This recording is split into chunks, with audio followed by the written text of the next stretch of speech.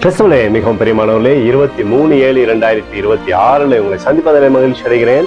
பாருங்கள், ஒரு நிமிடம் நாம் ஜெபிப்போம். அன்பு தகப்பன், இன்றைக்கு இவருடைய பாதுகாப்புக்காய் ஜெபிக்கும்படி என் தேவனுடைய சமூகத்தில் வருகிறேன். என் தேவனுடைய நீதியின் வலது கரத்தினால இவரை தாங்கி வழி நடக்கும்படியாய் ஜெபிக்கிறேன். அப்பா, உம்முடைய கிருபையானது இவரோடு இருப்பதாக, உம்முடைய நன்மைக்குள்ளாக இவரை நீர் மூடி மறைத்துக் கொள்ளும்படி ஜெபிக்கிறேன்.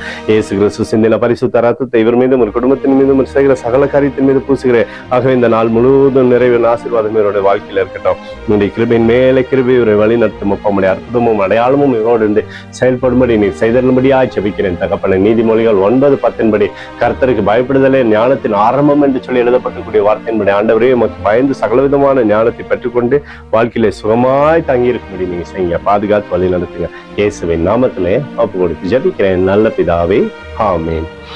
பிரியமான ஜெப பங்காளரே, ஒரு நிமிடம் நம்ம இந்திய தேசத்திற்காக ஜெபிப்போம்.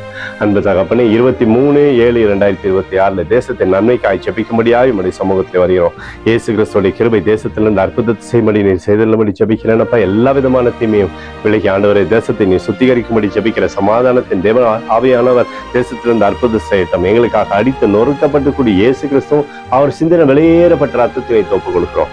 அத்தோடு இந்திய தேசத்தில் எழுப்புதலை தரும்படியாய் ஜெபிக்கிறேன். எழுப்புதலை தருவீராக, எழுப்புதலை தருவீராக, எழுப்புதலை தருவீராக, எழுப்புதலை எங்கள் கண்கள் பார்க்கும்படி நீர் ஆசீர்வதிக்கும்படி ஜெபிக்கிறேன். நேற்றும் இன்றும் என்று மாறாதவராகி இயேசுவின் நாமத்திலே ஒப்புக் கொடுத்து ஜெபிக்கிறேன் நல்ல பிதாவே, ஆமென்.